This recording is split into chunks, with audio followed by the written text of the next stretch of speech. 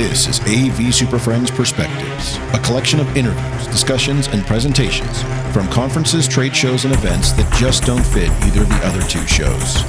Some are long, some are short, but they'll all have valuable insights, useful information, or just good conversation with thought leaders and subject matter experts. And now, the AV SuperFriends. All right, gents. So day 2, we completed day 1 successfully. That seemed like longer than one day. Some of us gave up and threw in the towel early and went home. Really? Yeah. Well, I did. I think all of us did. I did not. Did you? We went back to our hotels early. went home early. Yeah. You didn't? You went out? What'd you do? I went to the Starin thing last night. Oh, that's right. I've got some Why newbies. don't they call that the Starin contest? Just throwing that out there. Right. That's brilliant. No, it's not. I like that. I think I mentioned that to Chris Netto years ago. So I like it. That should be their brand for their event every year. It's the Starin contest. Is it the Starin contest? Just the Starin contest. Just stare at everybody. Yeah. So anyway, how was it? Event. Was that the? No, I guess I saw a bunch of social media photos of people at a pool party of some sort. So. No, that wasn't that. They had a country bar thing. All right. Did you take your team with you too? Oh yeah, that's good. I'm an introvert. That's the only reason I went is because of my team. Well, I thought because you said you were telling us yesterday you have 2 team members who have never been to InfoComm before. They're one. This is their first InfoComm ever. The other one has been to an InfoComm in Orlando one time, but he's best technician I've worked with. Great guy, 60 years old. This is his first time to Vegas. Okay. Felt like he was possibly a little... First Vegas InfoComm or first Vegas? First Vegas. Wow, all right. So I just wanted to make sure he was not overwhelmed. That's a lot, yeah. There it is, Larry. Yeah. It says AV Super Friend. So it is AV Super Friend. So... Wow. So we've got Dante ripping us off today. Yeah, we're going to have to go have a chat with them. So they're running ads here. Audinate and Dante will have to text Frank about this, but they're using AV SuperFriends on their signs and LED signs here in Vegas. That makes me think that our social media presence isn't big enough for them to know that we've kind of have that name Frank for the knows past who we are. 4 and years. Frank works for... Frank was on the freaking show. See? Well, it'd be We interesting. need to take a picture of that. Hey, Frank, what's up with that, man? Come on, Frank. Are you ripping us off now, buddy? Well, We'll have to chat up like Frank you said, about the marketing department is marketing issues not there. tied into that. Well, maybe I'll go try to find Frank today and say, hey.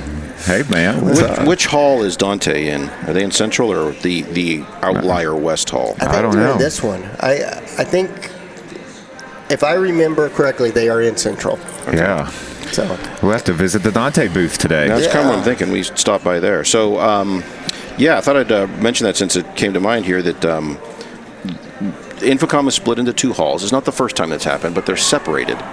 And to get from one to the other is about a 15-minute walk. Then add to that, depending on where you're leaving from and going to in the other hall, it could be 20 to 30 minutes to get from one appointment to the next. Especially when it's crowded. And when the pathway is sort of inside but also outside. So that's there's the interesting. tunnel of love you have to go through. But it's, I guess it is what it is. I'm assuming that if you're coming to Vegas in 2 years, that Central Hall is going to be next, and there's going to have to be some mitigation of that as well. So it'll all just be, keep in mind, if they're doing North Hall right now, it'll just be North and West. which might be nice. Right. Yeah. At that point, it's not as far away. Right. So if you're coming to Vegas in 2 years, just the construction won't end, I'm sure. Yeah, hopefully the monorail gets closer to a drop-off point where you can walk inside without a half-mile walk to the building. Without melting. But yeah, the other things that we're seeing on the show floor, mostly the same stuff last year. I think there's been a software innovations. We talked about. That's what we talked about. Yeah, well, we talked with QSys yesterday, and they said that's what they're pushing. Though they did announce new hardware and didn't even talk about it. But what we were expecting based on our comments from yesterday was cloud-enabled services, which there are a lot of them. A lot of those.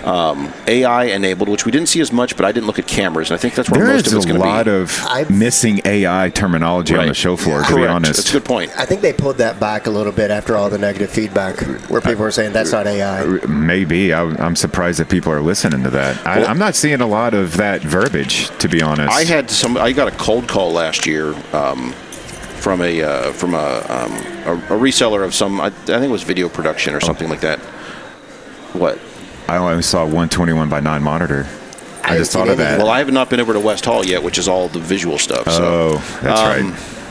Though I will again point out that Epson was demoing 16 by 9 content on the 21 by 9 screen, so good job there. Yeah. I got a cold call from someone last year who was talking about, it was video production stuff or something, and I was basically like, yeah, I don't do that stuff. That's not my wheelhouse, and nor is that my responsibility.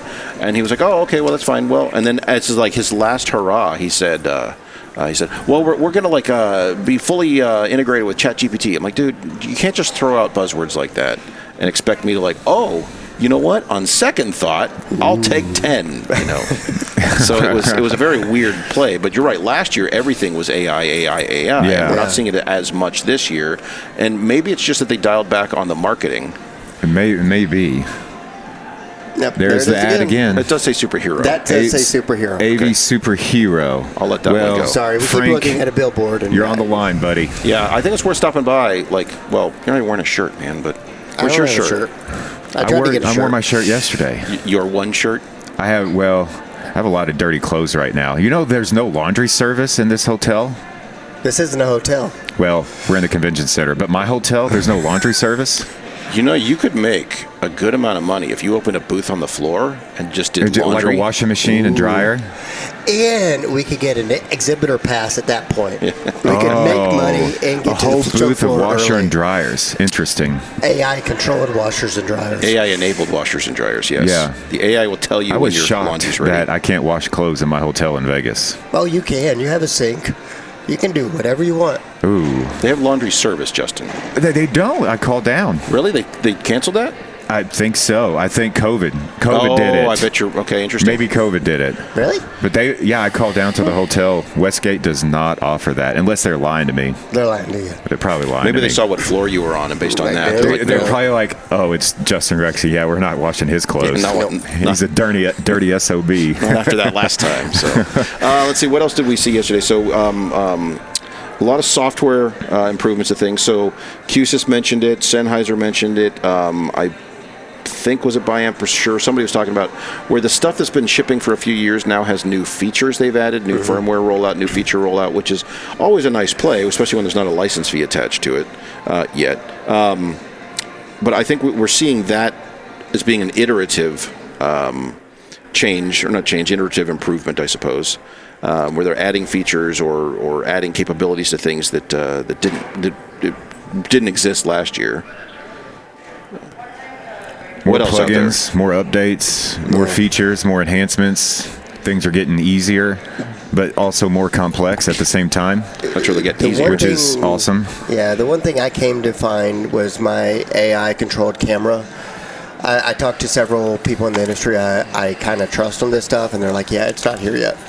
So I hear that Sony cameras are getting better at tracking. Yeah, so the Sony announced they've got a new one. Aver said they have a new one. The way it works, described to me. Go ahead. I was talking with Maguki from IU, who is kind of plugged into that kind of stuff, and he was like, no, none of it's actually working the way that they say yet. Yeah, well, James I was is a good told dude, so that it was working, and it could track two people at the same time, where it would zoom out and then be able to track as that group moves back and forth. But I'm just getting hearsay here. Sony could do that years ago, but they have an outboard appliance. Sear Vision, now QSYS, can do that, but it has an outboard appliance. This one's all built into the camera. Right, so One Beyond, now Crestron can do that, but there's a big outboard appliance. And it's expensive. Well, they're all expensive. But if there's one that can do it internally, and I guess we should probably clarify, I think when we're talking about tracking cameras, automatic cameras, auto-framing cameras, whatever that, we want it to be in the camera. Exactly. I don't want another box somewhere. No. I would say I would allow it, and no one has marketed this yet, and I hope they don't, but I would allow it if someone said, here's the world's most awesome camera that we're blown away by how well its tracking works and all that, and there's a little box that lives like at the camera, maybe. That's fine. Yeah. But just like, here's a 4RU rack mount thing that has to go somewhere, because That's not going to happen. I don't build classrooms with racks of equipment anymore. Yeah, I'm down to less than 6 RU. If they have to put a half rack compute to do that, I'd be fine with that. Like A second compute? A second compute. Like, I would allow a compute for that more than I would allow a compute to run my UCC I don't platform. know. I'm not sold on If it that. needs processing, it needs processing. I'm okay don't with need that. Here's the bad. trick about the computers being used as appliances is I know why they do it. It brings their cost down because it's an established piece of hardware by somebody else, and you can buy it from Lenovo or HP or Toshiba or whoever. That's fine. The problem is it doesn't fit into the management side of things. Yeah, that's and the that weird makes part. the PC. Well, and I know you guys maintain your own PCs, but for me, it's a department right next door. If it doesn't fit into their kind of management tools, they're kind of at a loss about what to do. Yeah. Right. And I think that's that makes my stance on it a little bit easier, is the fact I do manage my own computers, so it would be an easier push for me to get that So one online. again, let's go to that. Let's say it's, I don't know, Aver. Aver comes out with the world's most awesome tracking cameras. We're blown away by it. The price is right. This is fantastic. And they say, but it has to run on a compute appliance somewhere. You pick any one of our 3 or 4 partners we're launching with, and you can go buy that one, and away you go. And then they say, but it can't be managed through, what's the Microsoft SECM or whatever it is. Yeah. You can't use those tools for it. You have to do it a different way. It's a different build, all this stuff. That would be fine, because this compute will not go on my general network. It will go on my AV VLAN. I'm just thinking for until I will support, if manage it repair, if it separately. craps out. I mean, are you treating it like a true appliance? You just pull it and buy another one? Yeah. Well, as long as if they can make something where I could have a box if they had to, but if that dies, the camera still works, at least basic as a function. That would be PTZ brick cam. I would be sold on that. Yep. But if that intermediary box dies and I get nothing, then that's kind of a I'm not going to do that. I only need the box to tell the camera where to go. The camera should still work without Right. I should still get a signal. Well, and that's how I use it. The ones tied into my microphone arrays that provide that telemetry and logic for the cameras, and that works fine. And I like that model because while it does require more setup on the front side to go through and dial that in, it does give me control over how granular is that really getting. And most rooms, when we do that, we set it up so you've got kind of 3 or 4 shots of the front of the room, lectern, kind of whiteboard front, whatever, wide shot, etc. And then we do the same thing for classrooms. But we did do one room last year where we spent like 2 days and really dialed it in. So based on who was talking where, and there's multiple microphones providing multiple coordinate sets of coordinates, it goes into almost every seat. Not quite every seat, but it's like groups of 2 or 3 seats in a big auditorium. And so when it cuts, it is a full cut and all that stuff, and it's multiple cameras cutting between, and it works great, but it took a lot of work. Yeah. But at the same time, we were the ones in control of that over where it's looking. And it's not perfect, but if you had a room full of 200 people and you're maybe you have a guest speaker in and you got students asking questions, assuming it's not like me and the student right next to me asking the question, because that's going to confuse the cameras to who's talking. Yeah. But if it's people around the room, all right, question in the back, it will go to that, and you get a nice, almost TV production style shot of that person asking the question, and it worked really, really well. Yeah, and I think that's a different application that I'm looking at. Like, I would never put this and expect the AI one to work in that environment. Well, and this was a trial. We tried it in a room to see what would happen, and we were kind of surprised. I'm looking at a general, 30-seat seminar room. You want one in the back, watch the front of the room, who's speaking, who's talking, etc. Well, you were talking about the conference seminar environment. Yeah, the seminar environment, I think, is where it's really needed, because if they're trying to do those in a high flex methodology, it's not going to work well, because the students not in the space don't feel like active participants. And if we're going to try to bring them into an equitable learning experience, we've got to provide better than a surveillance camera. Well, and one of the challenges there, especially in that sort of environment, is even if you get the room, you get everyone is generally at the big table, you got 16, 18 people there, and you're able to get the right people. If they're not looking kind of towards the camera, you kind of lose that interaction anyway. So you almost have to have multiple displays around the room with the cameras at the displays. Well, I like keeping one side of the table open with a monitor on that side with... You go Last Supper style? I go Last Supper style. Like, not Microsoft full, like the long ways. Oh, okay, where right. I keep the narrow side on one side open for a monitor with a camera next to it so that when they're looking at the monitor, they can do that. But still, if they're not actively asking a question, they just get the side of people's heads if that's the only camera you're using. That sounds like a great experience. Yeah, it's not great, no. But, how many cameras do you put in there to try to do that, though? well, like, I know, hearing from QSC yesterday that Microsoft has a certification process for the center camera now. I think that's the solution for those type of environments. It's just the only one I've seen that might work right now is the Neat Bar one. Yeah, and I ordered the demo. I'm going to test it out, but I'll see how well it works. To be determined. Yeah, to be determined. So but so far, the one thing I came to find, I haven't. So we had a room that, I've referred to it as a bowling alley because it's a conference room. It's very long and skinny. Oh, yeah, we very hate narrow, those. very long. And it seats like 25 people in there. And then there's all these chairs along the side. And working with, and this is our pharmacy school. And then working with the chair of the department for this last year, we talked about, I said, every time I've gone by there and looked in there, there's 6 or 8 people in the room. I said, how often is this room full? He goes, all the time. We hold this is the only room large enough to hold all our, like, all faculty, all staff meetings. I hear that all the time. Two, three times a week, they have 20 to 30 people in there, and it is jammed. And so, and to your point, they had the one big display at the end of the table and one camera below it. And so you're looking all the way down the table at all these faces. And for people who are remote, they've got 3 or 4 faculty members who aren't there or whatever it is, they can't see who's talking because it's this line of faces. And so our solution was we went to 3 cameras, which is overkill for the space, but we did it deliberately because it's long and skinny. So there's 2 on the sidewalls, 1 at the front, and those all working in concert to identify which camera to cut to and which one to shoot. So at least you get a better sense of who's speaking in the meetings. And the only reason that really worked as well as it did, I think, is because on the sidewalls by each of those cameras is a display. And so for people at this end of this long table, it's just got to be close to 40 feet long. They're not looking all the way down at the end at the big display anyway. They're looking at that display right there, and that's where the camera is. And so it's only 6 feet away from me, and so it works better. Yeah. But it doesn't work in every room like that. And I think that is a good solution, but it substantially increases the budget for those type of spaces. Absolutely. More equipment equals more money? Yeah. Wow. How's that work? Yeah. Amazing.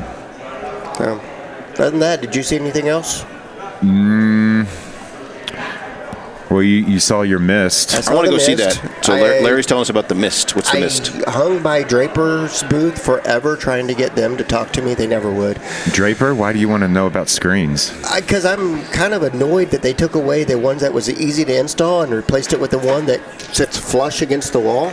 So it hits the whiteboard on the way down. I use daylight, so I don't know. What if you did that and just like do what I do and put a 2x4 behind it? It's just every solution I can come up to like that to fix it adds labor. Oh, speaking of screens, so this came up. I got dragged over to a. That was an amazing meeting. Yes, I got dragged to a meeting that I'm pretty cheesed off about, and I'll follow up with my rep about that. To go to the Legrand booth, and and of all the stuff that Legrand makes, which is damn near everything these days, they wanted to show me projection screens, as if I'd never seen a fucking projection screen in my life. And they were trying to sell me on the innovation of the one that drop down on the wires, which I'll say is kind of cool. Wireline, Yeah. which is nice. That's pretty slick. It's a neat But niche. that came out 2 years ago, 3 years ago. Daylight had it 2-3 years ago. It's not brand new, so maybe there's some iteration. Okay, fine. I don't buy those. I've never bought those. I am aware of them if I need to buy one, but I don't have a huge amount of spaces with massive ceilings that I need to fly a screen down on. When I do have to deal with that, I'll look at those screens. That's fine. But they were trying to tell me about projection screens as if I was a moron. Yeah. And I'm like, guys, of all the things you want to show off here, you're dragging me over here to show me that. And so after like 3 minutes, I'm like, look, I got another one. I'm leaving, and I just pieced out. But one of the things I mentioned, they said, well, any suggestions? I said, and Larry, I know you've mentioned this because Draper does do it. Used to do it. They don't do it anymore. Well, so here's interesting tidbit for you. So what Larry and I are talking about now is the ability to order a screen that instead of having a flex pigtail off of the end, it came with a finished NEMA 15 plug on the end, 515 plug. So you could just, because it's the same cost to me if I have an electrician hardwire that into a circuit, or if I have an electrician add a receptacle at that location. It's the same. It's basically the same cost. So I'm going to pay the same to an electrician to do that. So I'll just have them add a receptacle, and then I can plug it in. And that way, when it dies, and that receptacle's always there now, and you can unplug it. Correct. Right? I That can makes it unplug easier. it and move the screen. Yep. I have stock screens. I can go switch it out in an hour, and I'm done. So I mentioned that to Daylight, and I said that would be a great option. They said, we can do that. I'm like, where the hell does it say that on your website? When they said, you have to customize all that crap. That's right. They said not only does it not really say it on the website, you have to get the form, and it's one of those little codes you have to put after the part number. Yes. And I was like, that's a huge deal. If you guys will make a bigger, you don't realize, and they're like, oh, we've been doing that for years. I'm like, well, you don't realize how big of a deal that is to people, to those of us who deal with this stuff in the field, because just like you said, if that dies, I can swap it today instead of having to wait to schedule the electrician on Thursday. Yeah, and that's what the screen manufacturers should focus their innovation on and their marketing on, is not the wires and all that stuff that saves labor costs. The screen isn't the most expensive part of my classroom, but it's one of the things that takes the most labor to install. And if I've got to coordinate electricians to come in, if I've got Carpenters. to build a bracket out of wood to get the screen an extra 2 inches off the wall because they don't sell extension brackets for their new screen anymore, that's a big freaking deal. Mm-hmm. Yeah, anything that's a time saver, anything that's it's a labor saver, anything that's a logistics saver is a win in my book. And it may not be sexy, it may not be the big shiny of the show, but it may make a huge deal. But if it saves thousands of hours of labor, then I will switch every screen on my campus tomorrow to that solution as soon as I find it. So, but it was interesting that's the one thing they're like, oh yeah, we do that. I'm like, then you need to tell people, because first of all, your website's terrible, and that happened when Legrand, bought even more brands and made the websites even worse. I have to say, I used to buy a lot of Daylight. I switched to Draper when they made the website change. It was just hard to navigate. Of course, there's people probably yelling at their car stereos right now that they just buy manual screens and they pull it down. That works great, and I agree with that. I like manual screens. We mostly do that. Up until the point when you get to that 130 to 150 inches, it just gets really big. 133 is really sketchy. Yep. 119's my limit on that, I think. I have put in some manual screens that just feel too big. Yeah. But, to that end, I do like the I think it's a Daylight with the spring that catches so it doesn't smack up. Controlled screen return, the CSR. Yeah. Thanks, Justin. That is nice. I think that's a nice innovation there. So. Or controlled screen release. I don't know what the R stands. Return. Because you let go and it catches it and then slowly retracts. So. All right, well, so we're getting ready for day 2. We'll wrap it up here. Any last thoughts? Any things we're expecting to see? Any odds and ends out there that we're any of this tchotchkes and widgets? You know what I mean? I don't know. We're going to go find out what other people are doing with their software enhancements, I think. I think there'll be a lot of that. I think that's going to be a continued theme this year. Here's the same thing last year, or maybe some. But it does cooler shit. Yeah, or this is a version 2 that has these 2 added hardware features, but look at all this software stuff. So. Which, there's a lot to be said about that sort of thing. So it feels odd. It feels like I should be years back. But one of the things I'm still looking for is my favorite mobile cart was discontinued. I need to find another one there. Peerless has a nice one. I want to go see it in person. Okay. So we should. Heckler's got a few new ones out there too. Heckler apparently. I was talking to. Can't afford theirs. Yeah, okay. I was talking to. Actually, their carts aren't bad. Yeah. But I bumped into over in the hotel Chi Hang Lo from UCLA, and we were talking about. Heckler has a new credenza that he likes. Okay. And I walked past their booth and missed the credenza, so I have to go back and look at that. So the Mid-Atlantic one I used to get had metal base, metal sides, a lockable storage compartment with racks inside of it, but it was thin and nice looking. But the front was made with MDF, so I could cut in a button panel and mount everything to it, and it was fabulous. You liked it almost as a piece of furniture you could modify. If I have walls that I can't get into because of asbestos and everything, I could put a 90-inch on that and say, here's your conference system. Does it have to be a cart or can it be a stand? I would prefer it be a cart. Okay. Yeah. So because Chief makes the It's something they have a name for it, but it's like the AVFSSFSFSSFSS thing. Yeah. I've done a handful of those. They're fine, but they don't move. Yeah, So. and like this one I installed at Butler, I installed at IU, I even installed one at UNC Greensboro, but they discontinued it last year. So I need to find a solution.